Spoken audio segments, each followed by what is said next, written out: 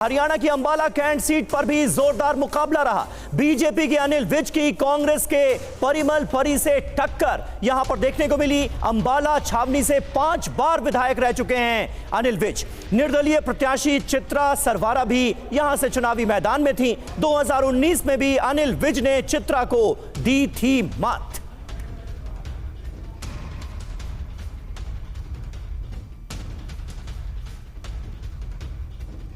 और देखिए, चुनाव के नतीजे से पहले अनिल विज ने बड़ा बयान दिया है। उन्होंने कहा कि नतीजे में हुड्डा को अपनी हैसियत पता लग जाएगी।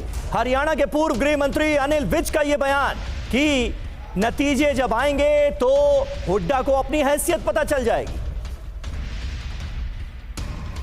थोड़ा ही समय रह गया, हुड्डा साहब को अपनी हैसियत नजर आ जाएगी। रिजल्ट निकलने तो पता लग जाएगा सब। अगर वो सच में ही दिल से ये बात कह रहे हैं तो उसको अपने आप अपनी बेल कैंसिल करवा के अपने आप को जेल में डाल लेना चाहिए। भूपिंदर सिंह हुड्डा को सबसे ज़्यादा कई केस भूपिंदर सिंह हुड्डा पर चल रहे हैं। तो काफी कॉन्फिडेंट नजर आ रहे हैं अनिल विज और मुख्यमंत्री पद को लेकर इन्होंने भी दावा ठोका था। वहीं चुनाव नतीजे से पहले हरियाणा के पूर्व गृह मंत्री अनिल विज काफी निश्चिंत दिखे। कार्यकर्ताओं के साथ जहां भी रहे गाने गुनगुनाते रहे। देखिए जरा।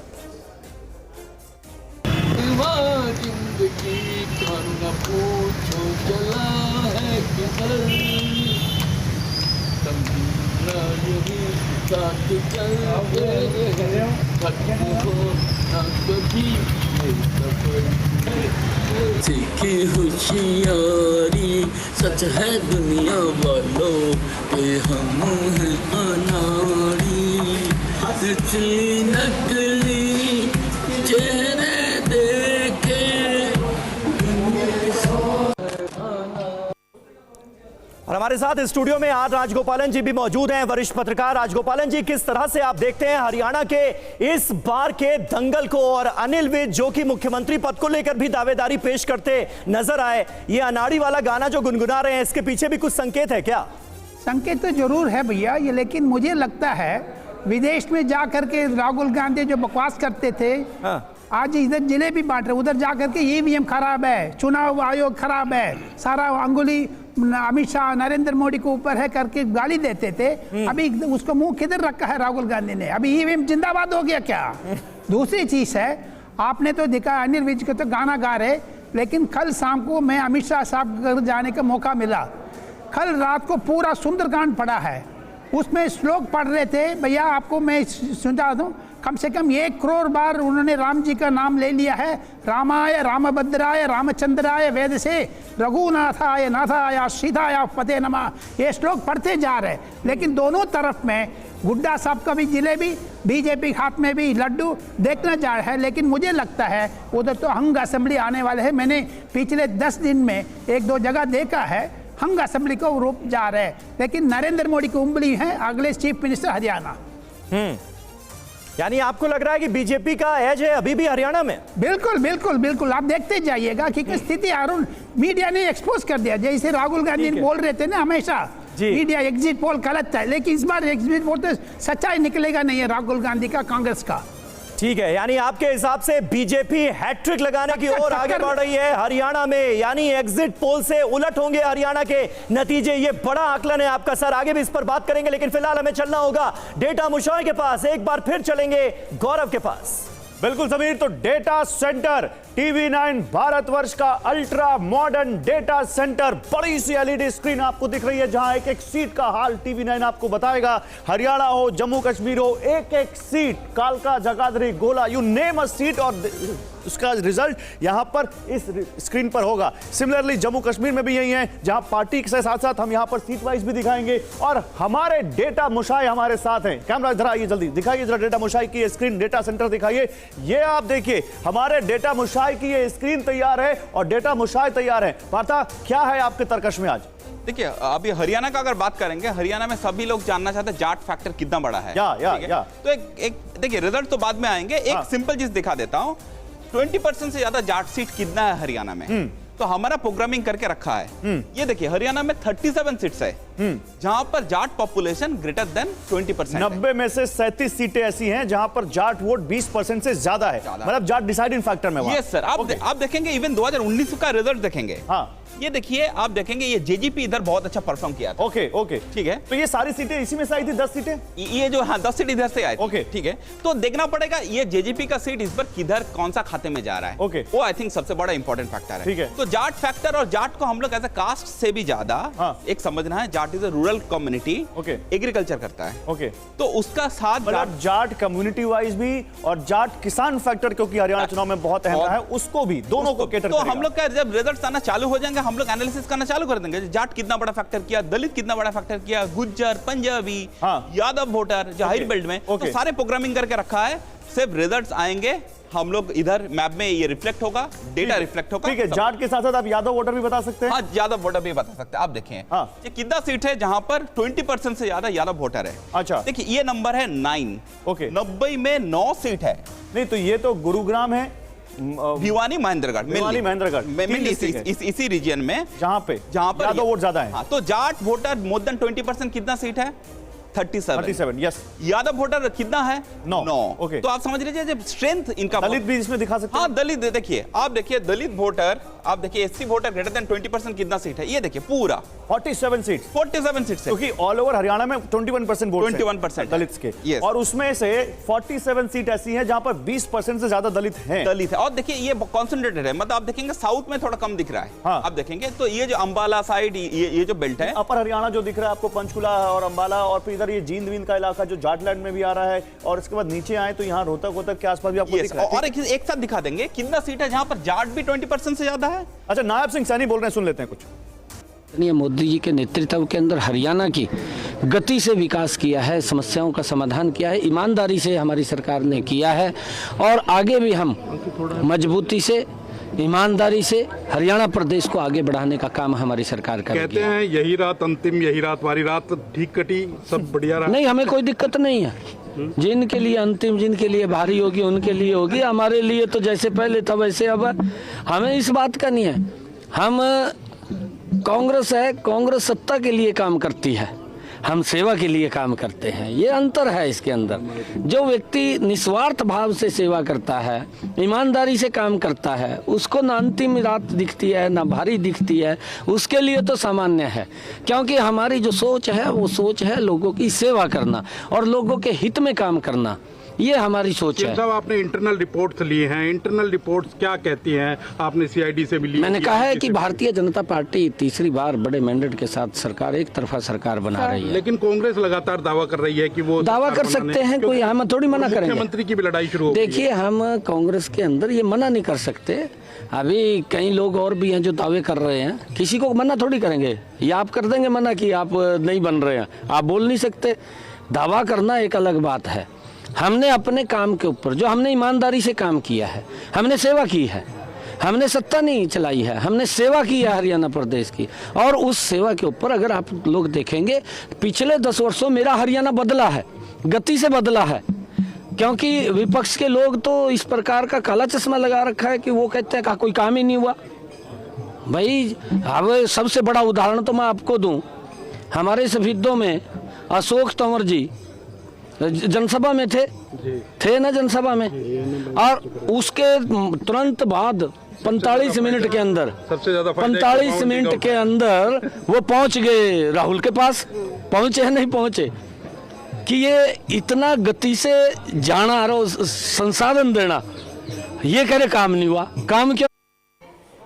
तो नायब सिंह सैनी नहीं मान रहे, लेकिन नतीजे बता देंगे कि ये रात किसके लिए अंतिम थी और किसके लिए भारी थी। लेकिन आप फिलहाल बता रहे थे ये सारी चीजें। एक चीज और मैं बताना चाहता हूं, एक बार फिर से दिखाइए जो हमारी सबसे बड़ी एलईडी इस वक्त आप देख रहे हैं, जो डेटा सेंटर देख रहे हैं। जल्दी से सुधीर, अगर आपके पास टाइम हो तो हमारे दर्शकों के लिए दिखा दीजिए कि हम क्या क्या दिखाने वाले हैं, क्योंकि एक एक सीट तो हम दिखा रहे हैं, लेकिन इसके साथ आप देखिए हरियाणा की क्षेत्रवार टैली आपके सामने आएगी। कुरुक्षेत्र में डेटा मुशाए 27 सीटें हैं, जाटलैंड में 18 सीटें, बागड़ में 18 सीटें, अहिरवाल में 27 सीटें। तो ये अलग अलग क्षेत्र का अपना सिग्निफिकेंस है हरियाणा की पॉलिटिक्स में। एग्जैक्टली, ठीक है।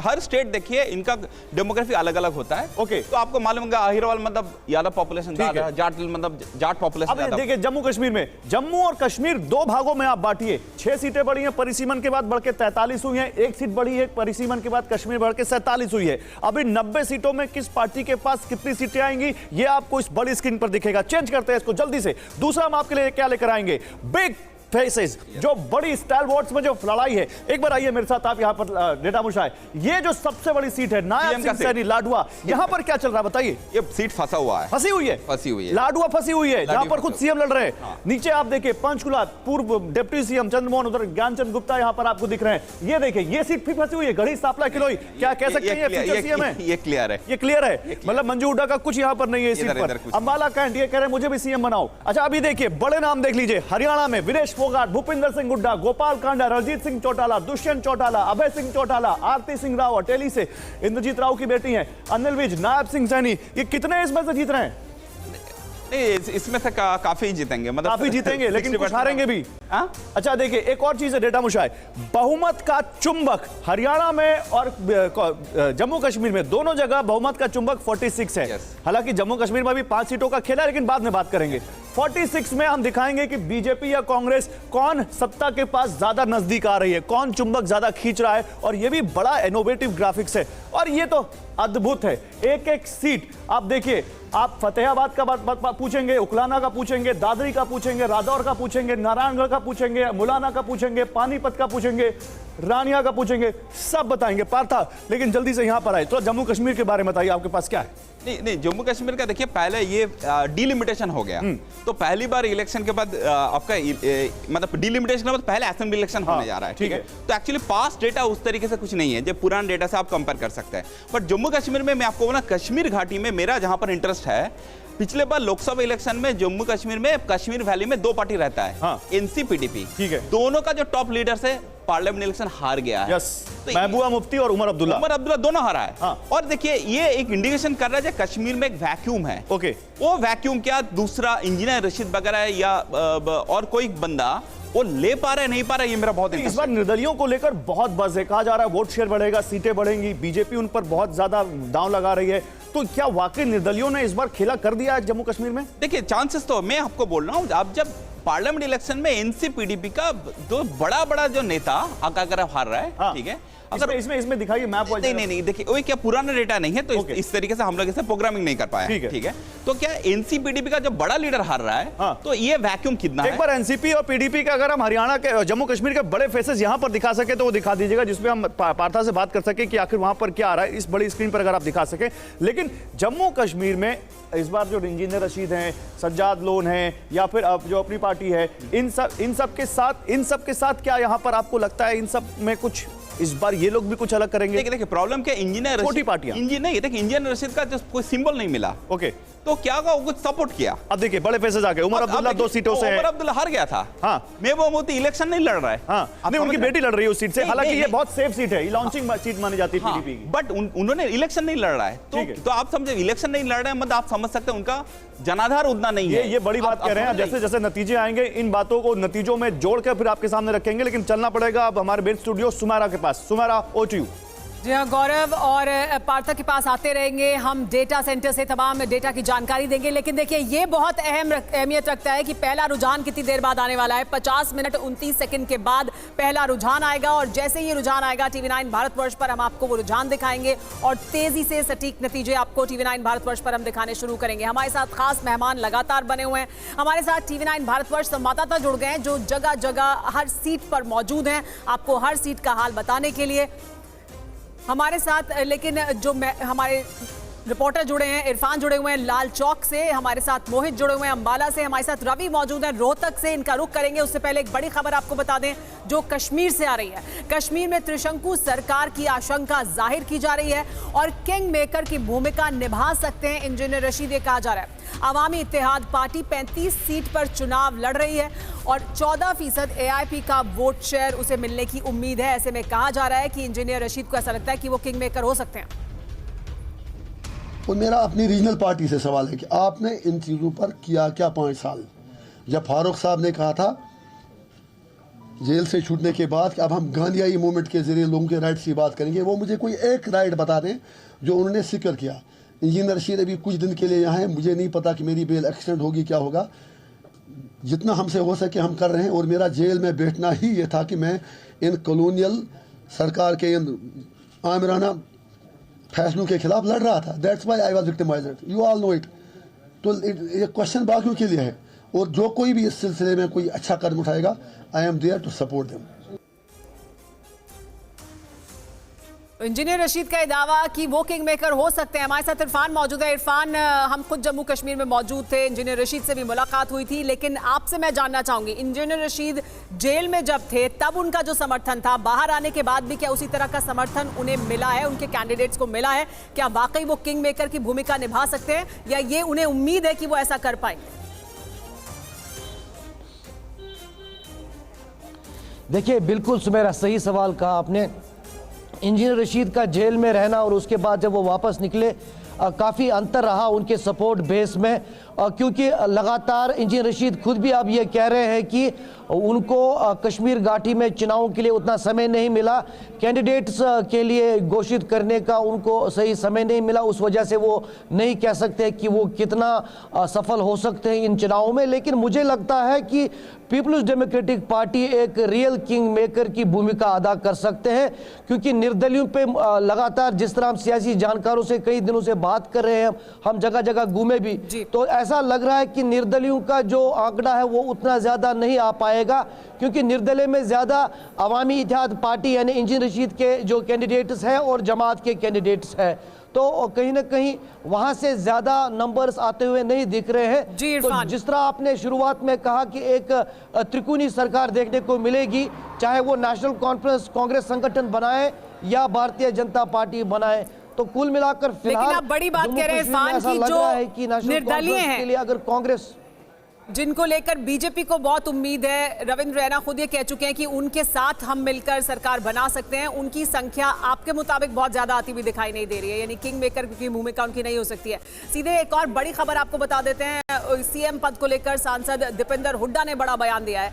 सीएम पद को लेकर फैसला आला कमान करेगा, ये बयान वो पहले से देते रहे हैं, ये बयान वो लगातार कहते रहे हैं। कल से दिल्ली में ही जमे हुए दीपेंद्र सिंह हुड्डा, लेकिन साथ ही वो ये भी कहते रहे हैं कि पहले विधायकों की राय ली जाएगी, वो अपने दल का नेता चुनेंगे और उसके बाद फिर आला कमान का रोल भी सामने आएगा। एक नई शुरुआत हरियाणा में हो और हरियाणा देश के सबसे विकसित राज्य के रूप में उभर के आए, सबसे खुशहाल राज्य के रूप में उभर के आए, ये हमारा लक्ष्य था बदलाव का।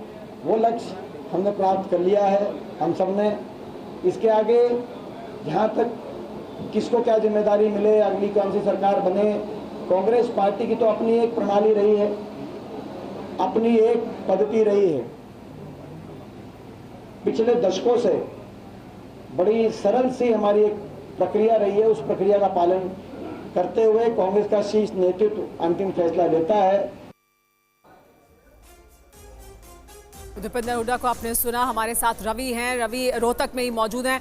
रवि, हम दीपेंद्र हुड्डा को सुन रहे थे, भूपेंद्र हुड्डा भी तमाम तरह की बातें कह चुके हैं। इस वक्त जो एग्जिट पोल के नतीजे सामने आए और जिस तरह की जानकारी अभी तक सामने आ रही है, उसमें ऐसा लग रहा है कि हुड्डा परिवार सबसे ज्यादा प्रभावी होकर सामने आएगा, और खासतौर पर भूपेंद्र हुड्डा, आप उनके प्रभाव के इलाके में मौजूद हैं, वहां क्या हाल है? वहां पर भी क्या कांग्रेस को उसी तरह की बढ़त हासिल है जिस तरह की बढ़त इस वक्त एग्जिट पोल दिखाई दे रहे थे?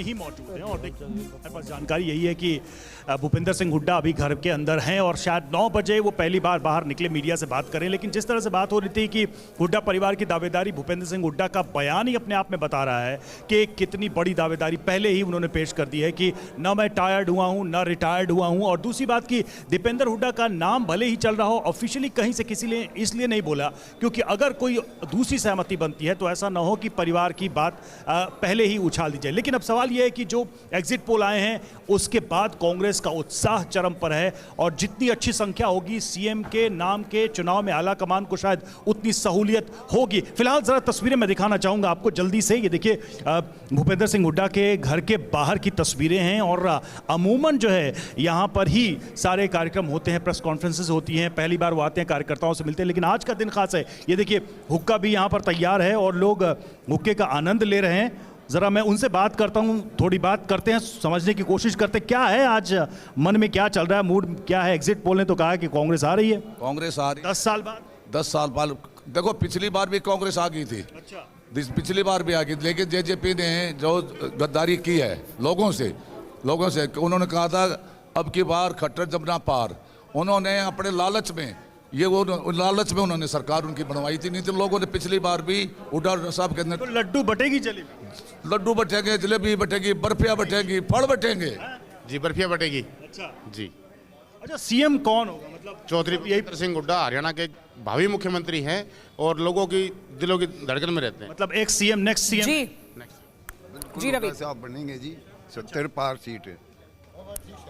तो सुमेरा आप सुन ही रही थी कि हुड्डा साहब के नाम को लेकर, चूंकि ये उनका घर भी है, उनके समर्थक भी मौजूद हैं। अब सबसे अहम सवाल है कि काउंटिंग जब शुरू होगी, आंकड़े जब आए। हुड्डा जी दावा कर रहे हैं उनके साथ बड़ा समर्थन है, लेकिन दूसरी तरफ कांग्रेस सांसद कुमारी सैलजा भी हैं, उनकी भी दावेदारी सामने है। लेकिन अब वो पार्टी को लेकर क्या कह रही है वो सुन लीजिए। बड़ी खबर, कांग्रेस सांसद कुमारी सैलजा ने दावा किया है कि हरियाणा में कांग्रेस को 60 से ज्यादा सीटें मिलेंगी, प्रचंड बहुमत से बनेगी हरियाणा में कांग्रेस की सरकार, कहना है कुमारी सैलजा का।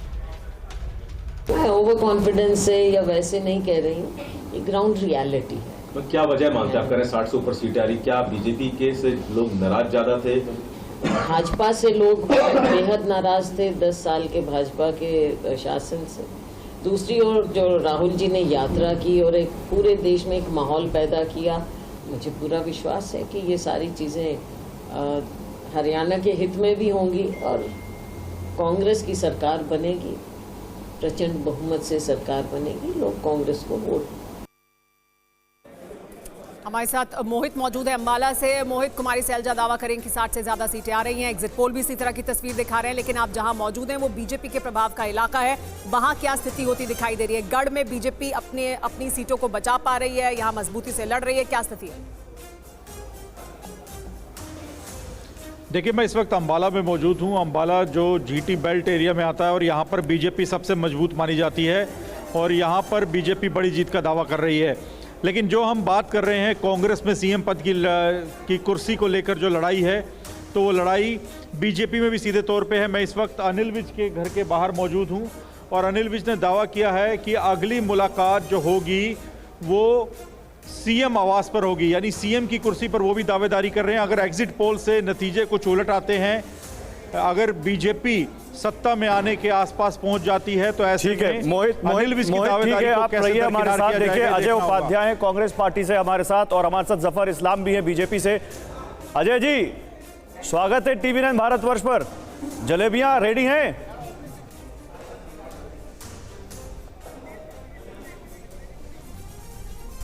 अजय जी जलेबियां रेडी हैं?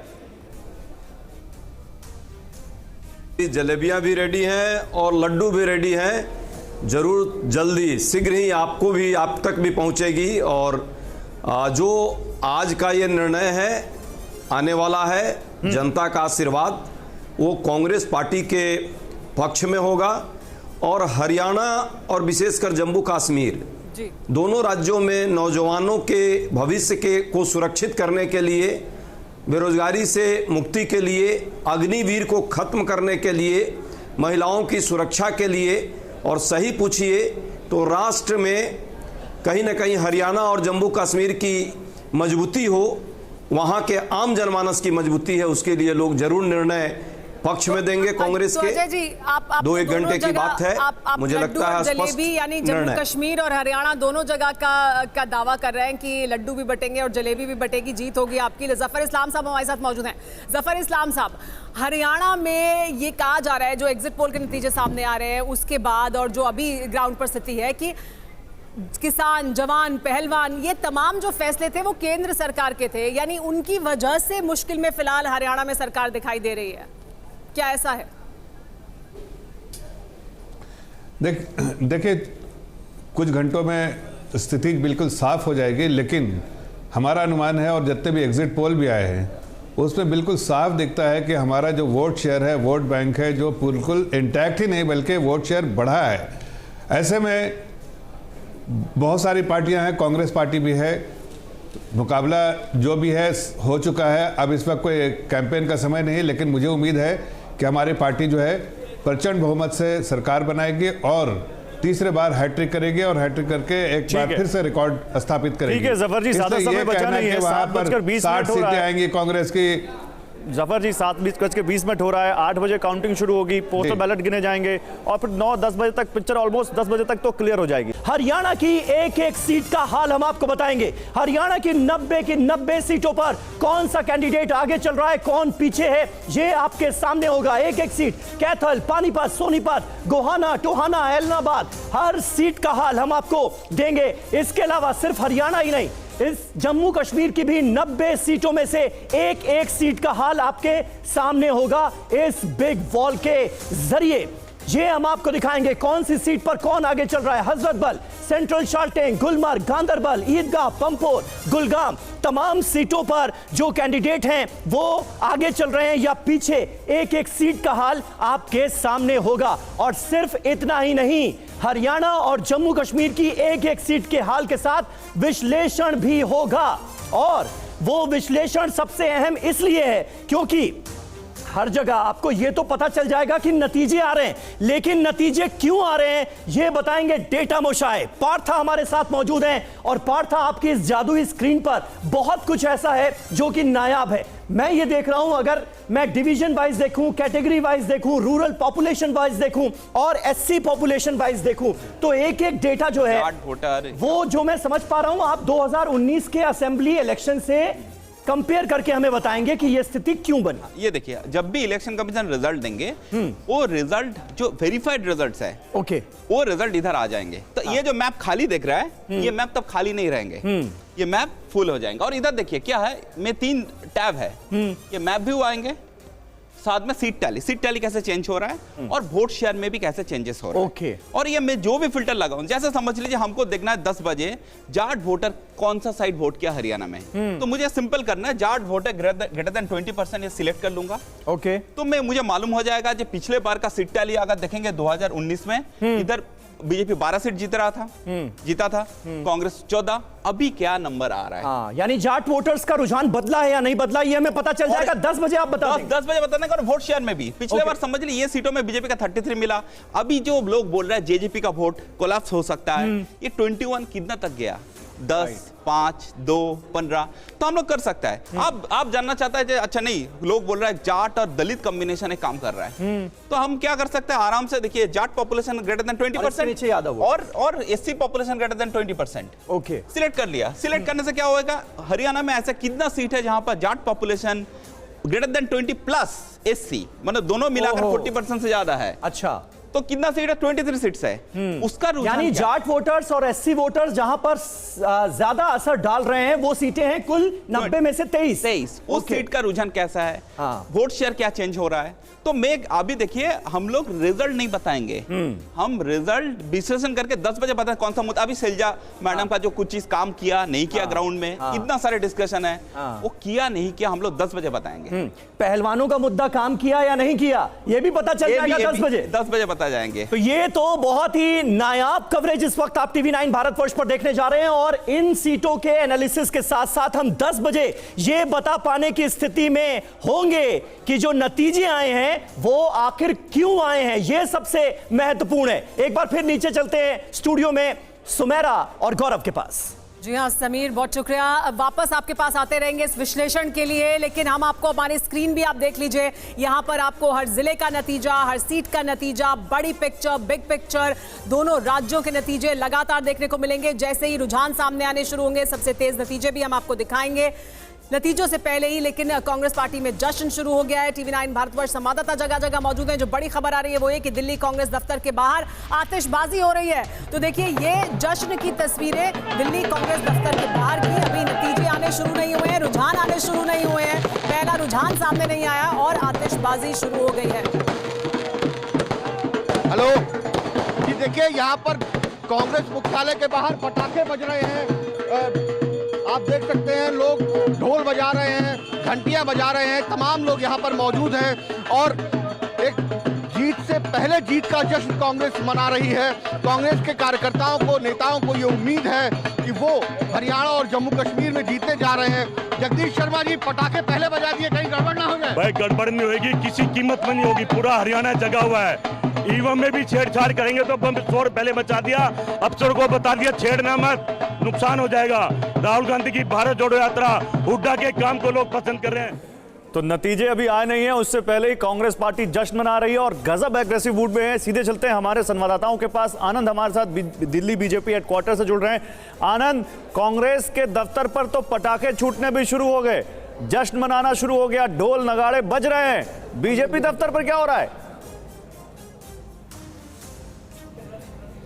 देखिए, अभी की हम बात करें तो बीजेपी दफ्तर पर फिलहाल सन्नाटा पसरा हुआ है, लेकिन हाँ ये जरूर है जो हर बार वोटिंग वाले दिन, जिस दिन नतीजों वाले दिन होता है कि जो खाने पीने के सामान तैयार किए जाते हैं वो तैयार किए जा रहे हैं। आप देख सकते हैं कि यहाँ पे जो हलवा बन रहा है, पूड़ी बन रहा है, लेकिन इतना जरूर है कि बीजेपी जो है एग्जिट पोल्स में जिस तरह के रुझान दिखाए थे, नतीजे दिखाए थे, उसके बावजूद भी बीजेपी अभी उम्मीद से है। बीजेपी को लगता है कि लगातार तीसरी बार हरियाणा में बीजेपी की सरकार बनेगी। वहीं तो दूसरी तरफ बीजेपी को लगता है कि जम्मू कश्मीर में भी जिस तरह से पिछले 5 साल में या यूँ कहे कि 10 साल में जम्मू कश्मीर विकास के तमाम काम हुए हैं, रिजर्वेशन मिला है SC ST गुजर बकलवाल पहाड़ी को, तो उसका नतीजे बीजेपी को कहता है कि अच्छे नतीजे आएंगे। ये अलग बात है कि बीजेपी देखते हैं आनंद की बीजेपी को जिन फैसलों पर उम्मीद है कि इसकी वजह से उसे बढ़त मिल सकती है जम्मू में या कश्मीर में, घाटी में देखना होगा कि क्या होता है वहां। लेकिन हमारे साथ इस बीच महराज मौजूद हैं, सीधे उन्हीं का रुख कर लेते हैं। वो डल झील के पास मौजूद हैं श्रीनगर में। महराज, बीजेपी को उम्मीद है कि जम्मू में उन्हें कुछ सफलता मिलेगी, वो लगातार दावा कर रहे हैं कि जम्मू में वो बड़ी संख्या में सीटें जीतेंगे, लेकिन घाटी से भी उन्हें उम्मीदें हैं। खास तौर पर जो इंडिपेंडेंट कैंडिडेट्स हैं उनसे बीजेपी को उम्मीद है। वो उम्मीद क्या आगे आती हुई दिखाई दे रही है कि वहां वो उम्मीद उनकी पूरी होती हुई दिख रही है? बता दें आपको सुमेरा की जो मेन फोकस था बीजेपी का वो कहीं ना कहीं जम्मू संभाग में था, जहां पे उन्होंने 43 कैंडिडेट्स 43 सीट्स में जो है खड़ा किए हैं। लेकिन अगर हम यहां की बात करें कश्मीर में, तो कुल मिलाकर जहां पे 47 सीट्स में से कुल 19 उम्मीदवार जो है बीजेपी द्वारा जो है खड़े किए गए हैं। हालांकि इंडिपेंडेंट कैंडिडेट्स को जो है उनसे उम्मीद है कि वो बीजेपी को सपोर्ट करेंगे, लेकिन अभी जो चुनावी समीकरण सामने आ रहा है हालांकि एग्जिट पोल को देकर, लेकिन उस हिसाब से जो है इंडिपेंडेंट की बहुत कम जो है संख्या वो कुल मिलाकर कह सकते हैं कि जीती हुई नजर आए। हम अभी बिल्कुल SKICC जहां पे कुछ समय के बाद जो है काउंटिंग शुरू होगी, हम वहां पे ही खड़े हैं और यहां 8 बजे के बाद से ही जो है काउंटिंग शुरू होगी। आप देख सकते हैं कि किस तरीके से सुरक्षा का कड़ी पहरा जो है, जहां पे कड़ा पहरा जो है वो सुरक्षित यहां पे लगा दिया गया है। लेकिन कुल मिलाकर कहा जा सकता है कि जो अभी 8 बजे के बाद ही मतगणना जो शुरू होगी, उसके बाद ही जो यहाँ पे उम्मीदवार है उनका जो है भाग्य यहाँ पे वोटर किस उम्मीदवार को चुनाव नतीजे जैसे आने शुरू होंगे वो नतीजे हम बताएंगे। लेकिन इस बीच एक बड़ी खबर आ रही है जी। बिल्कुल, देखिए, और जीत भाटी इस वक्त हमारे साथ जुड़ रहे हैं जींद से। और जींद क्योंकि जाटलैंड में आता है और सबकी नजरें वहां टिकी हैं कि इस बार क्या होगा। पिछली बार जेजेपी की ज्यादातर सीटें यहीं से आई थी। जी बताइए, जींद में इस वक्त वहां पर क्या हो रहा है? बस नतीजे क्योंकि अब थोड़ी देर में आने शुरू हो जाएंगे। वहां जाटलैंड से क्या रिपोर्ट मिल रही है? बिल्कुल, देखिए, पहलवानी एक बड़ा मुद्दा रहा था, तो यहाँ पर भी कांग्रेस ने पहलवान को उतारा है, विनीश फोगाट को, तो आम आदमी पार्टी ने कविता दलाल को उतारा है। और देखिए, अब से कुछ ही मिनट बाद जो है यहाँ पर जो काउंटिंग है शुरू हो जाएगी। पहले बैलेट पेपर जो है गिने जाएंगे, उसके बाद EVM खुलेगा। अच्छा, जीत आपको रोकेंगे। हमारे साथ इस वक्त नायब सिंह सैनी जुड़ चुके हैं, हमारे संवाददाता सुमंत के साथ हैं। सुमंत, आपके साथ नायब सिंह सैनी हैं, उनसे अगर आप हमारी बात करा सकें। देखिए, हम पूर्ण रूप से आश्वस्त हैं। हमने पिछले 10 वर्षों में ईमानदारी से हरियाणा की सेवा की है।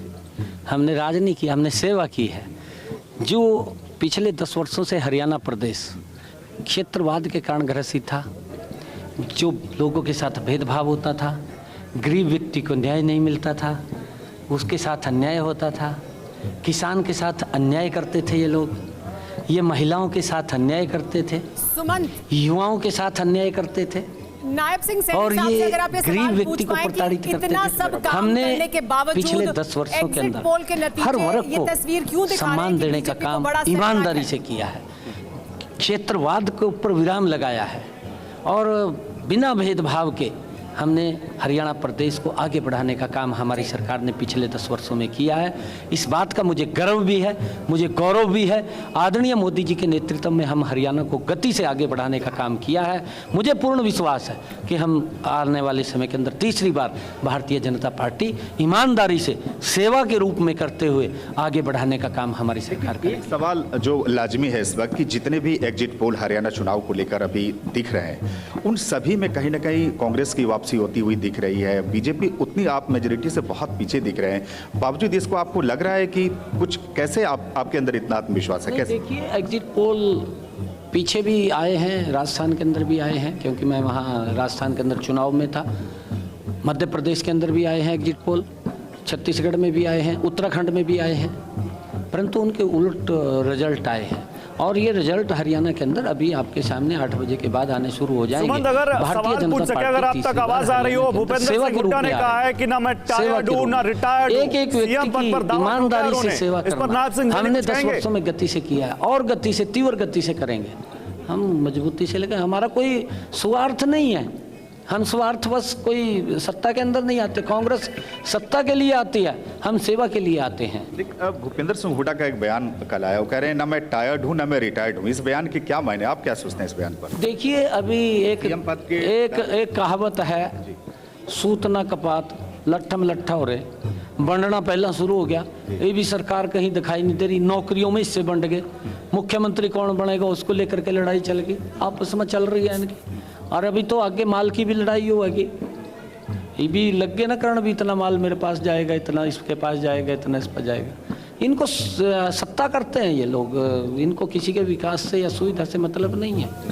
हिमाचल का देख लो क्या लोग, क्या झूठ बोल करके आए थे, वहाँ कर्मचारियों को पेंशन तक नहीं मिल रही। कर्नाटक के अंदर वहाँ के मुख्यमंत्री बोलते हैं हमारे पास विकास के लिए पैसा नहीं है। लेकिन अभी जब नतीजे सामने आने लगेंगे तब फिर बात करने की कोशिश करेंगे नायब सिंह सैनी से, उनका क्या कहना है। फिलहाल वो ये दावा कर रहे हैं कि तीसरी बार सरकार बनती हुई दिखाई दे रही है, कोई एग्जिट पोल ऐसी तस्वीर नहीं दिखा रहा है। क्या उनसे तब सवाल होंगे, वापस उनका रुख कर सकते हैं और तब बात करेंगे। लेकिन हम आपको बता दें, TV9 भारतवर्ष पर सबसे पहला रुझान बस सबसे कुछ देर बाद आने वाला है और फिर तेजी से हम आपको नतीजे दिखाएंगे। हमारे स्क्रीन पर आपको ये तमाम नंबर्स बदलते हुए दिखाई दे देंगे। हमारे साथ यहाँ स्टूडियो में मेहमान भी बने हुए हैं। रामकृपाल जी, नायब सिंह सैनी ने कहा कि हम तीसरी बार सरकार बनाने जा रहे हैं क्योंकि हमने सेवा की है, हमने काम किया है। लेकिन उन्हीं मुद्दों को लेकर अभी ये कहा जा रहा है कि हरियाणा में गुस्सा है सरकार के खिलाफ। तो गुस्सा हरियाणा सरकार के खिलाफ ज्यादा है या केंद्र सरकार के फैसलों के खिलाफ ज्यादा है? देखिए सुमेरा जी, अब थोड़ी देर में नतीजे आएंगे, लेकिन नतीजे से पहले सारे लोग, हुड्डा जी को भी विश्वास है, सैनी जी को भी पूरा भरोसा है। अब मेरा ये कहना है कि जैसे उनके सुर में एक था कि हम सेवा करते रहे हैं, कांग्रेस सत्ता के लिए आती है, हम सेवा के लिए आए हैं, तो मुझे लगता है कि उनके सुर में नरमी है, लेकिन ये तो कहेंगे ही। तो मैं अभी कोई इस पर जल्दबाजी नहीं है, अब तो आप ये शुरू होगा, देखिए क्या होता है। जी जी जयशंकर गुप्ता जी, कांग्रेस पार्टी को एग्जिट पोल दिखा रहे हैं कि उनको एक बढ़त मिली हुई है, हरियाणा में उनकी सरकार बनती हुई दिखाई दे रही है, लेकिन भूपेंद्र हुड्डा ही सबसे बड़ा चेहरा है, वही सबसे बड़े दावेदार हैं। नहीं, जब तक पूरे नतीजे नहीं आ जाते हैं, विधायक दल की बैठक नहीं हो जाती है, तब तक इस तरह की बातें करने का कोई बहुत ज़्यादा औचित्य है नहीं। कांग्रेस में भी लगातार शैलजा अपने तान रही हैं कि वो मुख्यमंत्री के दावेदार हैं। सर, लेकिन वो लोग तो जश्न मना रहे हैं सर, पटाखे फोड़ रहे हैं, आपने देखा नहीं? नतीजे पटाखे फोड़े जा रहे हैं। पटाखे तो 2015 में बीजेपी के मुख्यालय में भी फूटने लगे थे, लड्डू बटने लगे थे, लेकिन बिहार विधानसभा का चुनाव हार गए। तो वही तो नहीं हो जाएगा। दावेदारी तो पेश कर रहे हैं ना, दावेदारी तो अनिल विज भी कर रहे हैं, दावेदारी अनिल विज भी कर रहे हैं, राव इंद्रजीत सिंह भी कर रहे हैं, मनोहर लाल खट्टर जी भी कर रहे हैं और सैनी जी तो कर ही रहे हैं। देखिए सैनी का विजुअल आ रहा है, नायब सिंह सैनी का, वो देखिए ताली बजाते हुए इस वक्त वहां पर भजन हो रहा है वहां पर, और देखिए भजन कीर्तन करते हुए नायब सिंह सैनी, रविंद्र रैना वहां पूजा करते हुए देखे थे, नायब सिंह सैनी यहाँ पर भजन कीर्तन करते हुए दिख रहे हैं। भजन का ही सहारा है। भजन लाल का तो भगवान से बड़ा सहारा कोई होता नहीं है। अब जो एग्जिट पोल्स हैं उसके बाद तो लगता है कि नायब सिंह सैनी के लिए ये बहुत बड़ा मोमेंट है। अगर नायब सिंह सैनी लाडवा की सीट जीत जाते हैं तो बीजेपी की बहुत बड़ी कामयाबी होगी। हाँ। देखिए, सब कुछ इन्होंने 10 साल इतना अच्छा काम किया है, इसके बावजूद एक बलात्कारी और हत्यारे का समर्थन लेना इनको जरूरी पड़ गया। उसको बार बार जब भी चुनाव होता है पैरोल पर लाते हैं। वो है गुरमीत राम रहीम, डेरा सच्चा सौदा। मोदी जी से ज्यादा लोकप्रिय है, उसको मान रहे हैं। पैरोल को तो लेकर बहुत सवाल उठते हैं, बात सही है, उनकी पैरोल को लेकर बहुत सवाल उठे हैं। लेकिन अब हमारे साथ राजगोपालन जी भी हैं। राजगोपालन जी, अभी मैं सुन रहा था आप कह रहे थे बीजेपी की सरकार बनेगी। एक एग्जिट पोल नहीं है सर जो कह रहा हो कि हरियाणा में बीजेपी की सरकार बनेगी। आपके इस कॉन्फिडेंस का आधार क्या है? कॉन्फिडेंस का ये 10 साल की जो पिछले 10 साल में उन्होंने मनोहर लाल खट्टर का श्रेय है, सैनी साहब को श्रेय है। ये सारा छोड़ दीजिए, रामकृपाल सिंह गुप्ता साहब एक को छोड़ दीजिए, लेकिन भूपेंद्र सिंह हुड्डा हाथ में एक हाथ में जिलेबी, दूसरा हाथ में बस है, 4 बस तैयार है, वो हिमाचल प्रदेश जाने के तैयार है। ये किसके बोल रहे नहीं, लेकिन बीजेपी भी तैयार है, लेकिन वो उत्तर प्रदेश जाएगी। हरियाणा में बिल्कुल मुझे लगता है भूपेंद्र सिंह हुड्डा का हाथ बड़ा है, लेकिन कुमारी शैलजा काटेगी। सिमिलरली बीजेपी में किसकी बनेगी सर? अब पहले तो आने वाले दिन में बीजेपी सरकार बनेगी, नंबर्स आएंगे, सरकार। बाद में मुख्यमंत्री का की लड़ाई शुरू होगी। हालांकि लड़ाई तो बहुत पहले शुरू हो चुकी है, कांग्रेस पार्टी के खेमे में भी और बीजेपी में भी दावेदारी हो रही है। लेकिन हमारे साथ बशीर असद साहब मौजूद हैं, जम्मू कश्मीर एक्सपर्ट है हमारे साथ मौजूद। बशीर असद साहब, जम्मू में बीजेपी दावा कर रही है कि उसे बड़ा बहुमत मिल रहा है, लेकिन घाटी में नेशनल कॉन्फ्रेंस और कांग्रेस पार्टी को बढ़त दिखाई दे रही है। क्या वहां पर जो इंडिपेंडेंट्स हैं वो सिग्निफिकेंट नंबर में आएंगे या नेशनल कॉन्फ्रेंस और कांग्रेस पार्टी ही सबसे बड़ा दल होगा घाटी में? जहां तक निर्दलीय और अदर्स का ताल्लुक है, मुझे लग रहा है कि नॉर्थ कश्मीर के कुपवारा और बांडीपोरा डिस्ट्रिक्ट में 2-4 सीट्स पे शायद उनका कुछ इन्फ्लुएंस हो सकता है। सेंट्रल कश्मीर में 1 या 2 सीटें हैं, जैसे अल्ताफ बुखारी साहब की है छानापोरा, और एक और सीट के हवाले से बात की जा रही है। इसके अलावा शायद निर्दलीय और अदर्स का कहीं पे कोई निशान नहीं दिख रहा है। हाँ, साउथ कश्मीर में जमाती इस्लामी जो बीजेपी के अलायंस पार्टनर के तौर पर उभर चुकी है सरप्राइजिंगली, वो एक सीट पे कंटेस्ट में है। वहाँ कुलगाम में, जहाँ यूसुफ तारिगामी 1996 से उस सीट को रिप्रेजेंट कर रहा है, वहाँ जमात इस्लामी का क्लोज कंटेस्ट है इसके साथ। बाकी वहाँ पे साउथ कश्मीर में इस वक्त इंटरेस्टिंगली नेशनल कॉन्फ्रेंस का पलड़ा भारी है। पीडीपी की जमीन वहां से खिसक चुकी है। ये बड़ी बात आपने बोली है, पीडीपी की जमीन साउथ कश्मीर से खिसकना, दैट मींस महबूबा मुफ्ती के लिए बहुत बड़ा एक रेड साइन है यहाँ पर। लेकिन अब एक बार फिर से हरियाणा की पॉलिटिक्स पर लौटते हैं। रवि मिश्रा मेरे सहयोगी आपको दिख रहे हैं, रोहतक से, भूपेंद्र सिंह हुड्डा के घर के बाहर से, वहां पर लोगों का मजमा लगना शुरू हो चुका है।